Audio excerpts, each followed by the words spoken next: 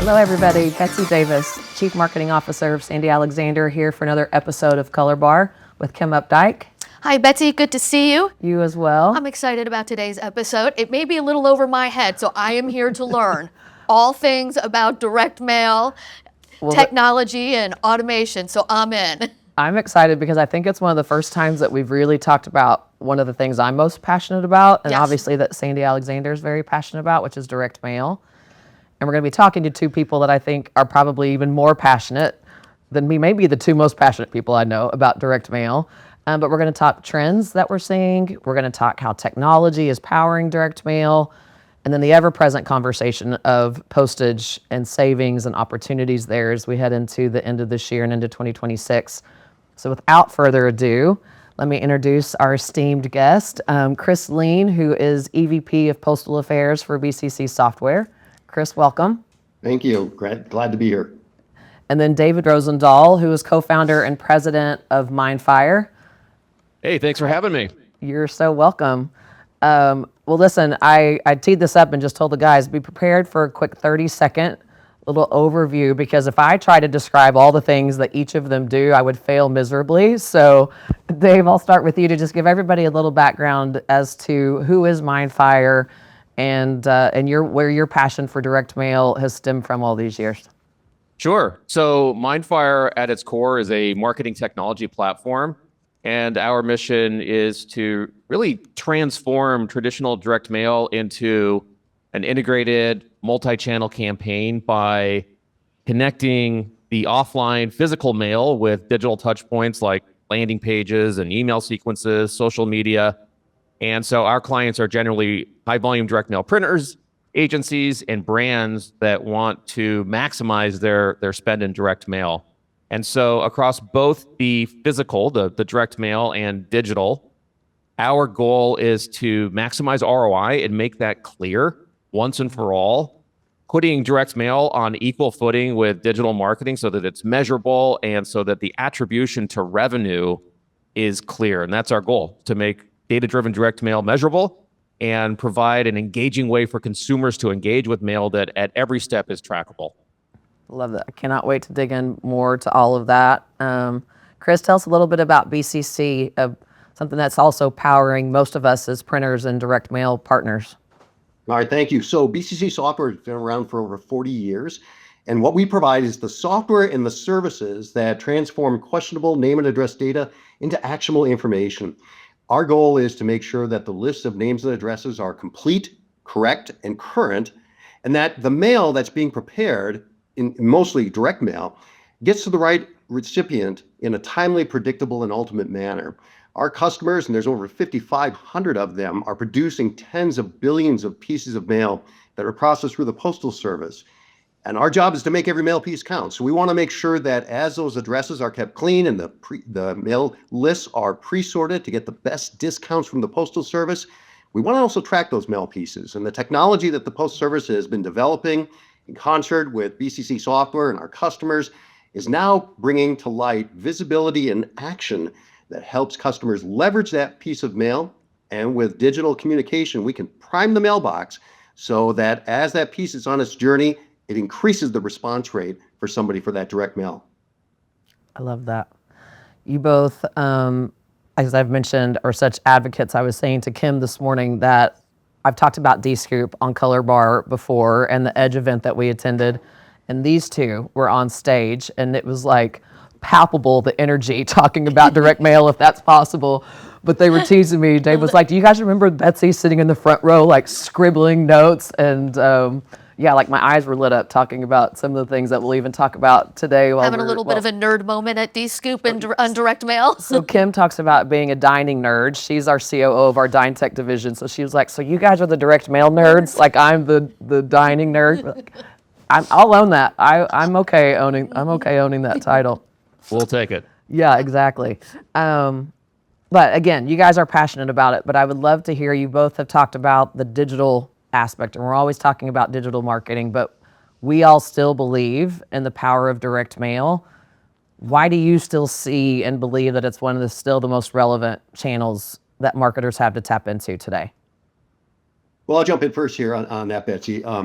It's not just how I feel about direct mail, and I am very passionate about it, right? I got a lot of postal passion here for the over 30 years that I've seen the technology build on what we're doing. And what excites me the most is two important things. One is that the days of spray and pray what I mean by that is no longer spray barcodes and hope and pray that it's going to arrive. We can see that journey. We can watch how those pieces are being inducted to the Post Service. We can see them every step along the way. And on average, that intelligent mail barcode that's on the mail piece that our customers are producing through our software, that's going to get scanned anywhere from 5 to 7 times. So we have a high level of visibility that the mail is being processed, accountability to make sure that the Postal Service is doing what we paid them to do and deliver that mail piece, and now predictability, being able to time measured digital messaging to help improve the response rate. The second thing that makes me so excited about direct mail, it's that one channel that's going to get through. I can turn off the television, I can turn off radio, I can suppress my email. I cannot turn off physical mail. I can't turn my mailbox off, not the real one. Yeah, think about it. I mean, it works.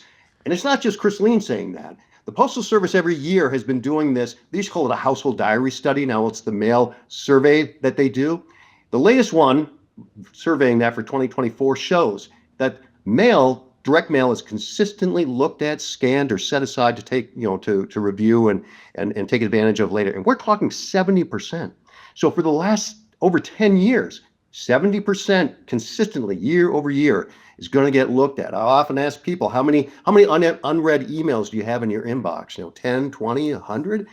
How many unread pieces of mail are sitting in your mailbox, right? You're going to go out, and when you touch that piece, it touches you back, and it opens up a multi-sensory experience that a single channel of digital just simply cannot touch. The key, though, is we have to leverage that. Treat direct mail as a foundation and build upon it.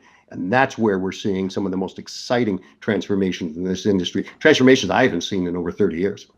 Kim, you've got to make your statement that you said it earlier today about getting excited about. Oh, yeah. I said, no, you don't get excited about your email in your inbox, but you remember that feeling, as I'm going to date myself, which I constantly do on this podcast, about, being a kid and the excitement, like when you went to the mailbox and you got to see what was in there or what came. And then even as an adult, it still has the same feel, like what catalog did I get? What's on sale? And you do set them aside. And I mean, I have a stack and I go through them and I save them and I geek out and dog ear my pages and make my lists, but you don't have that same kind of interaction digitally that you do with something that you can kind of touch, feel and hold and go back to it. And so, yeah, totally excited going to the mailbox. I make my walk to the mailbox one of my little moments of the day to walk away from my computer and get outside and go and, again, to your point, Chris, touch and it touches you back kind of moment. But I make it one of my moments to get out of the house each day is my walk to the mailbox still. So, Dave, what about you from your perspective? What I see, Betsy, is even with my kids as an example. So I've got 4 children, 13 to, I have to always think here, to 6. And then roughly every 2 years, there's another kid in between there somewhere. But what I see with them is similar to what you're both talking about, is that there is a tangible excitement that they get around seeing what's coming in, and to the degree that they fight over the mail, which is pretty cool, right? Because I don't see them fighting over emails or what ads they're seeing on YouTube, but they're definitely fighting over the mail because of the tangible aspect and the fact that they sit down with it, they go through the catalogs, and of course they're trying to figure out what they want us to buy for them, but that's another story. That's the setup, but I like that. Right. It's the visceral experience, the tangible experience that they have with the medium that's really exciting to see in the younger generation, because what I've noticed, having been in the industry for the last 20, 25 years, is the pendulum swings back and forth, right? When I kind of started in the industry, it was all about mail, and then it went all the way over to digital, and now I see it swinging back the other way. And one of the things that Chris and I always say about digital and direct mail is that they're better together. It's not necessarily one or the other. They can work better together and let the data decide how we're going to create campaigns that reach and engage our consumers.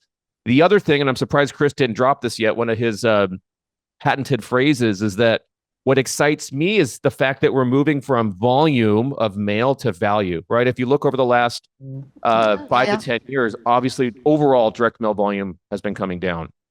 As a technologist, as a geek at heart, data nerd at heart, what I am passionate about is using modern technology to modernize, what it is sometimes viewed as an antiquated communication channel, because every single piece of mail that we put into this mailbox has to work harder for, our customers and for the brands that are sending mail. And so using data, using AI, using machine learning, using all of the tools that are available now, that really excites me to think about how we can change the face of direct mail. I think you're going to intertwine two things that I wanted to talk about today, but every time I'm in front of customers, we're doing a ton of QBRs and trying to understand where people are wanting to take their spend for 2026 already. And everybody's talking about direct mail. But to your point, they're also saying we want to figure out how we can insert additional touch points, but maybe we're sending it to fewer people, but there's more of a value to it, to your point, Dave. So I think there's two questions there for you guys. One is, what are the trends that you're seeing from whether it's format or what people are actually designing to put in the mailbox to drive response, but also what part is technology playing? And Dave, that's obviously a huge part of the MindFire platform. But what new trends and things are you seeing from the use of technology to also the formatting and what people are putting in the mailbox? I'll throw something in there, and then Chris, I'd be curious to hear what you think. So one of the reasons why Chris and I are both on this podcast is because around 18 months ago, we both started talking to each other about the customers that we have using so many disparate solutions that are kind of disconnected, all trying to achieve somewhat of a similar goal in driving better response rates, better conversion, higher ROI from these campaigns that they're running for customers. And so the two of us started thinking, like, why do we make life so difficult for our mutual customers? Why don't the two solutions work better together, right? And by doing so, can we drive better ROI from mail? And so one of the trends that I'm seeing that is really giving both of us, this renewed sense of excitement about the industry is that for the first time, it seems that printers, direct mailers, and the brands that they serve are understanding that they actually can measure mail, that they can see it from point of induction all the way through to response, and then ultimately tie it directly to sales. And I think you'll show an example of a dashboard here in post-production that we can put on the screen here. But from left to right in this visual that you're seeing, you can see how the mail is moving through the postal system and then ultimately driving what's most important, which generally for the brands that you're servicing, Sandy Alexander, it's leads and it's sales. And to be able to see that in one view, for the first time, we're seeing folks make that connection. Oh, this is possible. And I can do it in real time to help me make decisions about where I put my next dollar. That's one of the things that I'm seeing that's really giving me a lot of excitement. Chris, what would you add to that? No, I completely agree. And I'm glad you talked about the fact that you and I sat down, you only said about 18 months ago, and really talked about the different conversations that we're having in our respective areas of the supply chain. MindFire often talks a lot to the brand owner or the mail owners. I'll talk about that. That's the individual that's really trying to get that campaign going. Whereas BCC Software, we're more on the mail service provider, the operations part, preparing that physical piece. And there's a bit of a chasm in between, but an opportunity. And that opportunity is what MindFire and BCC have been working on to be able to create this end-to-end solution, tying the physical and the digital together. And what we've been doing with our customers, with BCC, is really two things. One is, with the rise in posted prices, and we know that the prices have been going up significantly over these last several years, twice a year price increases with a cumulative effect of 50 to 70% increases overall. That has been significant and has put a lot of downward pressure to marketers because they need to worry about how much volume they can put into the system and still get that type of value out of it. You gave me anxiety just then, Chris, but thank you for that. No, wait, Breathe deep, Now we Betsy. know how all the other marketers feel. We're anxious. We're anxious when we hear those numbers. Yeah, we'll talk about that in just a second too. But here's the interesting thing. As I dig deeper into the data that we have access to, yes, overall volume is down, but what I'm finding is that the mail service providers and their customers are getting very astute about how they leverage the tools and technologies to remove what I'll call junk in the mail. These are the bad addresses. These are undeliverable as address pieces. These are ineffective as address pieces, right? I'm not going to send a piece of mail to somebody that lives in a vacant house. They're not going to respond. I shouldn't be sending mail to deceased individuals. Quit mailing to dead people. They're not going to respond. They're not going to respond. And if they do, that's another show. Yeah, Right? exactly. I mean, if that direct mail piece woke the dead, I want to see what that was, right? So no, but in all seriousness, right? So the price increase has actually done something interesting. It's lowered the volume, but what I found when I looked deeper into the data, though 23.98% or about 24% of the overall volume of marketing mail dropped from 2024 versus 2019, but the bad addresses were 37.5% down. That tells me that we are sharpening the list better. And that, as the volume goes down, the value goes up because we're going to get a higher response rate, which means we're going to get a higher return on investment, which is what the Association for National Advertising said, 160% ROI compared to any other single channel. I think I went on their 2023 report. But it's that value. It's adding those incremental embellishments or enhancements to the mail piece.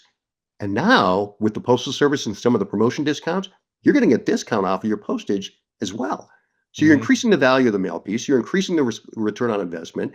You're accelerating the attribution for the piece, and you're also lowering the postage anywhere. In fact, you mentioned catalogs there earlier. Big promotion coming up here, October 1st. Catalog promotion with a 10 to 12.5% discount on postage for doing that. Very exciting stuff coming together. And we're seeing our customers be really excited about it too. Again, I was talking about 2026 planning already happening, and we're already accounting for that 10% savings for catalogs for many of our retailers that we work with, and they're fired up about it, and it's giving them opportunity to tap into those other segments of time beyond just the catalog going out. But it is amazing with the technology that it's just not only, as we talk about personalization, or what we had, a glimpse at the beginning of this year, and hyper-personalization, and that whole conversation, which from a marketing standpoint drives engagement and ROI because you're speaking directly to that person. You're able to leverage that data. But then the amount of technology and automation that Chris just talked about on the back end. So making your mail not only have more value, but it's smart on both ends, which is really, maybe I will be a direct mail nerd at the end of this because that's really super cool. Like, and I don't know how many people, when you look at it that way, when you get that piece of mail, not only is it exciting and tactile, but it's so much more relevant to you based on what people are trying to do and how we're using technology and data at a granular level, both on an operation side and efficiency side, but not from a marketing side. Yeah, I think one of the goals that the three of us have here is to get more C-levels to understand all of this. And so in preparation for the discussion today, we were talking about the importance of really being able to communicate that we really can track attribution. Yep. One of the things we always hear is that, well, now my CEO, my CMO has said, we've got to cut this because of the cost, and we don't have the tools to prove to them that it's actually working. And I think that we really do have the tools. So Dave, talk about that a little bit, if you would, about the tools that are out there and how we now finally can show attribution just like people are able to do in the digital space. Yeah, so it all starts with kind of the connective tissue between BCC and MindFire, where the intelligent mail barcode that Chris was describing a moment ago is kind of the first part of what we're able to start from a tracking perspective. And so we've got mutual clients that are using that insight to, as an example, prepare their call center for the influx of leads that's about to hit based on where that mail is. And so in the dashboards that we have, you can see how far along that mail is in its journey. And then as folks start to pick up that piece and, let's say, scan the personalized QR code, that's where we're starting to see, then the leads come into play and ultimately sales from that point forward. One of the interesting things that we see is these days, somewhere between, and it varies, but somewhere between 70 to 80% of the response off of a direct mail piece is coming from a QR code, coming from the mobile scan. Right. Now, if you're using a generic QR code, if you're not using one of these special personalized QR codes that Chris and I have been talking about, then let's say you get 1,000 people to scan off of your direct mail piece here, and maybe you only get 20% of those to convert on that first scan. That other 80% that scanned but didn't follow through in that first visit, you've lost that ability to engage them. You don't know who they are. But with the technology that we're talking about, we know specifically who those individuals are. And that's where the retargeting and the remarketing and all that automation comes into play to continue squeezing more ROI out of that campaign. The postage savings has come up, and the postage conversation, it's like this ever increasing, just ever increasing period. But you guys, we talked about you being advocates, and you really are being advocates on behalf of all of us. And so thank you for that. But have to give you guys an opportunity to talk about some of the innovative, out of pushing the envelope, pun intended, obviously, out of the box thinking about how to help us as marketers and our clients take advantage of what the post office is offering with these promotions, but other things that you guys are doing even beyond that. Yeah. So Chris, let me give a thought and then you jump in here. One of the things, Betsy, that I think is very, very interesting is that as Chris and I are out there talking to, mail service providers, printers, I don't know if you'd be surprised, but I am constantly shocked at how many of them are not communicating what is available to their customer. Yes. And so for folks like Sandy Alexander, who are on top of it, you have a tremendous opportunity to go in and catch customers where their current provider is snoozing. Now, the question that Chris and I ask is, why are they not communicating that? What is it that's keeping them from talking about these different promotions and incentives that really can drive value? And Chris, I'd love to tag you in here. What have you found that's kind of keeping them from being able to do that? So first of all, when you talk about the promotions, right, there's a whole bunch of promotions that the Postal Service offers year round. They've already got promotions teed up for next year. And in fact, we're already beginning to have some early conversations about what could be offered in 2027. So they're trying to be as forward thinking as possible with the Postal Service. But here's the thing. Those promotions, even though they may be only at certain time period here, the Postal Service has actually created a pretty wide opportunity for you to have pieces that qualify. Okay. And a lot of times the Postal Service will talk about these very expensive, aspects to mail pieces, tactile, sensory, interactive, for example. TSI is one of the big promotion opportunities with that. And the Postal Service will often talk about, well, you can have pieces of mail that smell like oranges or do all these things. Well, you know what? Everything smells like an orange if I print that in the plant, right? I don't necessarily want it to. Okay, scented mail pieces. But you could have something as simple as a clean release card that would qualify for it. You could have something as simple as a raised region of interest on the mail piece. And I've often looked at these pieces of mail, either when I'm walking into a customer's plant or even the pieces that come through my mailbox. And I'll go back to ask the customer, did they take advantage of the promotion discount? And they didn't. And I'll tell them, you feel that region of interest. You know what that feels like? That feels like 4%. That's what 4% feels like. And next year, that's going to be 5%. Okay. So it really is, to Dave's point, is educating customers. So the bottom line here is that you're probably already producing pieces that would qualify. You just need to ask. Okay. Mm-hmm. And not only that, but you're also going to increase the response rate because we can measure that attribution with it. And in some cases, you have a free attribution opportunity for every mail piece. It's called informed delivery. Yep. The Postal Service doesn't charge for you to participate in informed delivery. You could be doing that on every single mail piece. And if you're sending a color replacement image that goes in the daily email for the recipients that are receiving that piece, that goes to the top of the email. And if you subscribe to informed delivery, you know what I'm talking about. You look at your daily email, you see what's coming in your mailbox that day. And a lot of times those pieces are grayscale images from the postal equipment as it's scanning it. You could replace that with a color image and get preferential treatment on the daily email. That would cost you a fortune for digital advertising, right? To have that premiered search engine optimization placement from that and the attribution that goes with it. In this case, it's free. If that's part of a promotion, that's an extra percentage discount and 0.5% to the mail service provider with it. But here's the best part of all of it. Informed delivery, as far as adoption rate and usage, is over 35%. Over 35% of the delivery points in the United States have at least one person signed up for informed delivery. That's significant. Yep. So it's free attribution and it gets you into the phygital, physical and digital coming together, get you into that phygital game that is within your reach now and gives that tracking and that attribution with it. So you can accelerate the attribution of your mail piece for free with informed delivery and get a postage discount with some of the postal promotions. Betsy, if I could add on that just for a moment.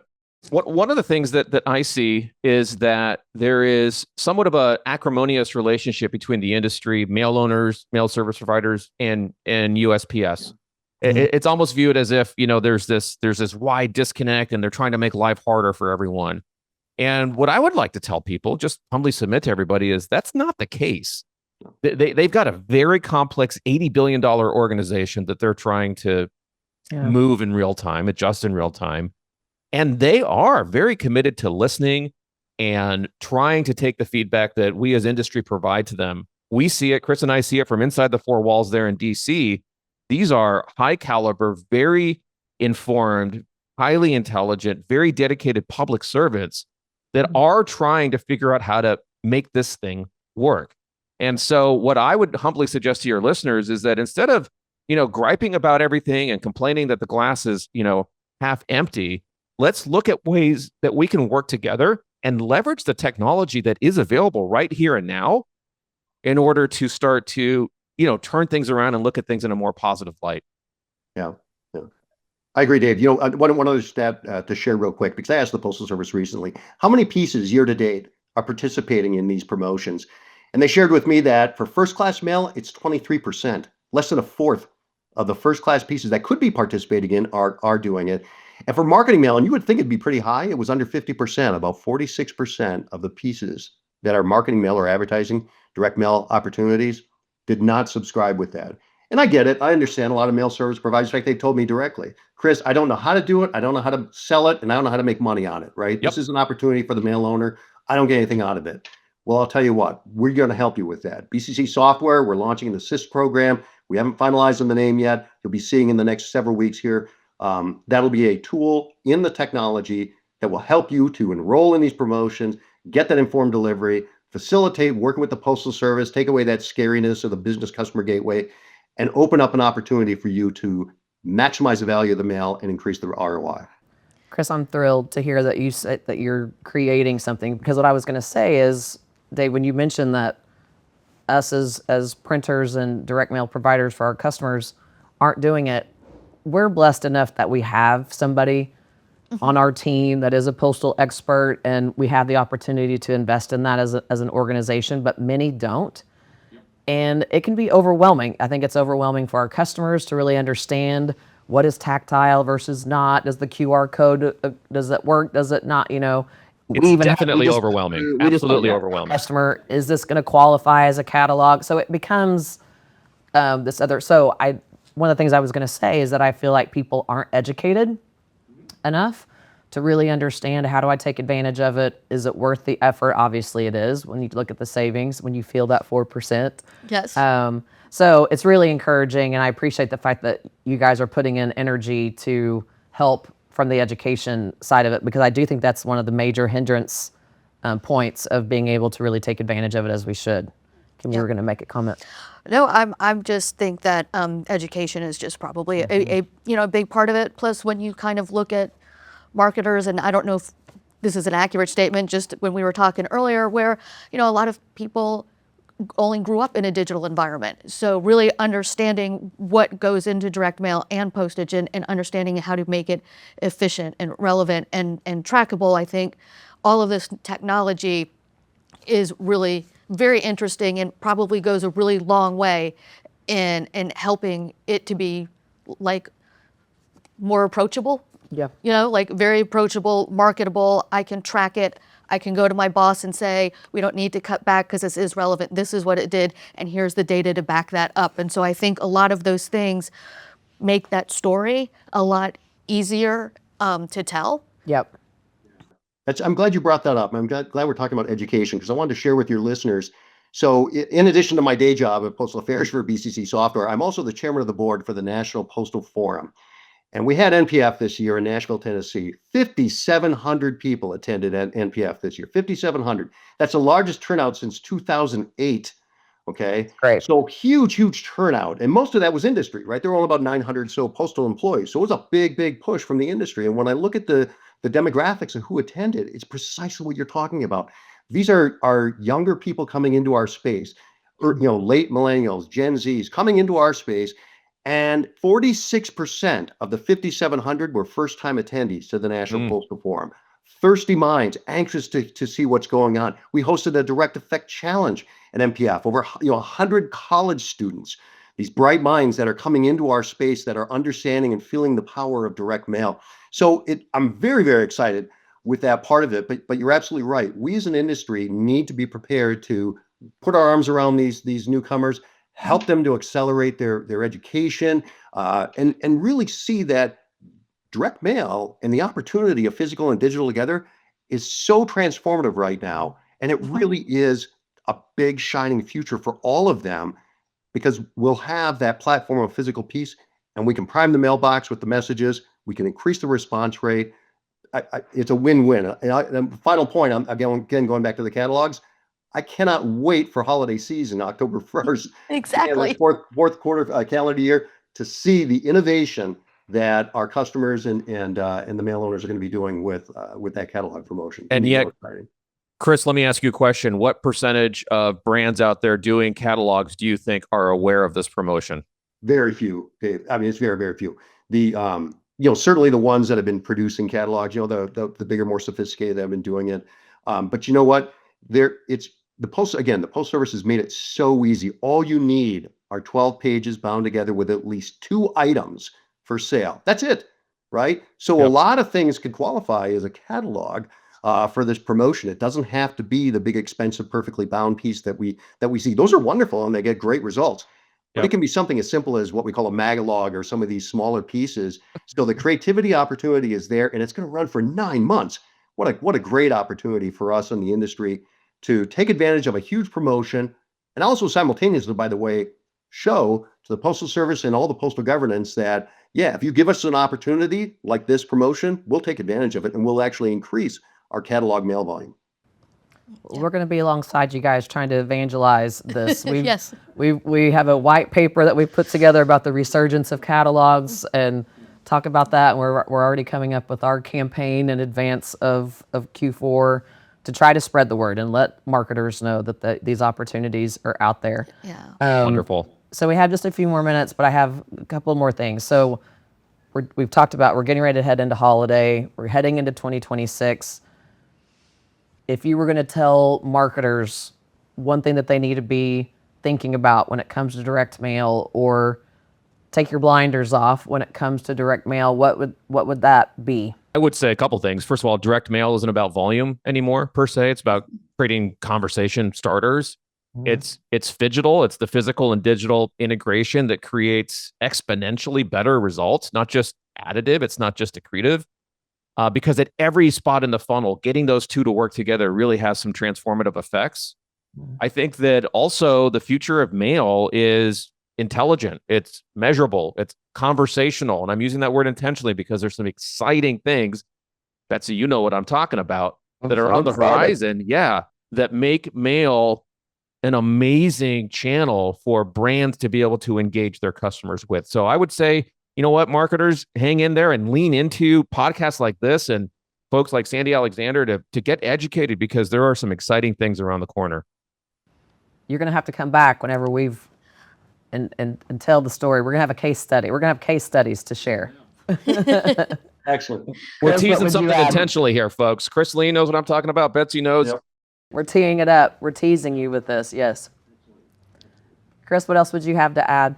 So for me, of the 5,500 customers for BCC, most of them are mail service providers. I'm talking like 85% are mail service providers. And so my message to them is, listen, you're not a bystander anymore. You are a key stakeholder in the entire process. You bake the barcode, for goodness sake, right? You're the one that starts the whole journey. And as you're baking that barcode and putting those ingredients in there, and there are 5 ingredients in that barcode, but you're the one that sets the stage, right? You're forming the foundation. You're not just a Sherpa carrying the crap up the hill. You're a trailblazer guiding the way. And that guiding the way is going to be leveraging the promotions with the Postal Service, adding value to the mail piece, tracking those pieces. Now that we've got the Postal Service going through all their changes in the network, right? They've widened the cone of uncertainty of in-home dates. So we have to track mail pieces as we go along to see where there's at. But each scan event with that barcode that you're baking is an opportunity to prime the mailbox, increase the response rate, and measure the attribution. So stop sitting in neutral and engage the attribution and accelerate it, because it's there for you today. Spray and pray is over. It's time to engage. Let's accelerate the value of the mail piece and really make every piece count. Okay, now this is going to be a challenge for any of us, but I'm going to make you do it. One word to describe the future of direct mail. Chris? Did you want to go first, Chris? Attribution. Okay. Attribution. I think I'm going to go with a hashtag, which allows me to cheat. Okay. Better together. Ooh. Fair. I'm going to use yours that you just used. Conversational. Wow. Okay. Oh, I have to play? Yeah. Oh, dear. I'm going to go with exciting. Oh, there you go. You know, I think there's a lot of exciting, good stuff between what the postal promotions are happening, formats and different things out there. So I think it's a very exciting 2026. A lot of people should get educated and take advantage of it. Yep. Well, thank you, Kim, for wrapping up today's. Happy to help. No. No, but I do. So, Dave, people want to learn more about MindFire and the power that you are giving all of us. Where do we send them? Yeah, two places. Go to mindfireinc.com. That's our website, corporate website. And then on LinkedIn, I'm fairly active on LinkedIn. So find me there and love to converse with you and see how we can help. Awesome. And Chris, what about learning more about all the things that you're doing even outside of BCC? Yeah. So bccsoftware.com is your first place to start with everything, because we got great landing pages with all the information on the postal promotions. Certainly postalpro.com from the Postal Service. That is changing a lot too. And while not BCC software, I do urge your listeners to go to postalpro.com to see what the Postal Service is doing with that. But certainly we're out on social media as well. And our tagline, how can we help, continues to remain today as it has been for over 40 years. And Betsy, I would say that for your listeners, get on the BCC list, get on the MindFire list, because we are leaning heavily into the education that you're talking about with executives from USPS, executives from Solvamo, from XMPI, from across the board. And Chris, some of these webinars, we have 2,000 people, 2,500 people. Oh, yeah. There is clearly a hunger for this information, for this education. And so I'd encourage any of the listeners to join our list, and you'll get this information as it becomes available. Well, and for all of you out there as well, subscribe to this channel. We'll continue to educate and continue to have folks like Dave and Chris join us to keep us all abreast of what's happening. We teased up a couple of exciting things, so we'll make sure to have this conversation continue. Gentlemen, thank you so much for joining us today. And thanks everybody for joining us on Colorbar. Have a great week. Thanks for having us. Thank you. Of course. Bye-bye. Bye-bye. Bye, guys.